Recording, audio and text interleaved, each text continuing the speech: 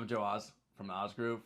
This is Dylan Onaka from the agency team Hawaii. so support systems, right? Yep. How can being on a team, what is the actual support there? So you're talking about agents wearing all the hats, right? So if Yep. you have an organization, if you're a single agent, you have an organizational chart, right? Like you have an org chart, but you're every person on the org chart. You're the buying agent, you're the listing agent, you're the marketing person, you're running the budget, you're doing the transaction coordination, you're doing the lead generation, you're doing the all that stuff, right? Yep. So what does that look like on a real estate team, the support that you would get? Yeah, so there's a lot of different aspects to that, but in my mind, for us, and I think the most successful teams is we want agents out there doing what they do best, and that's talking to clients and doing the business of real estate, not doing all of the ancillary stuff that surrounds it in order to produce at the highest level possible. And for us, I mean, we take all of that painful stuff away. One, the lead generation, which is hard. I mean, most agents are terrible at lead generation, and we're good at it. So that's what we focus a lot of time and energy on, is lead generation.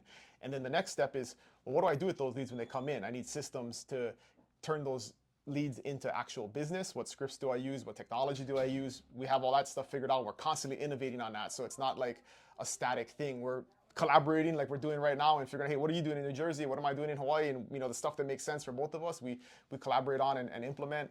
And then after you get past that lead generation part of it, you do your job in terms of like showing the property, negotiating contracts, but we have tons of training and support around that too. So you're not figuring that stuff out on your own.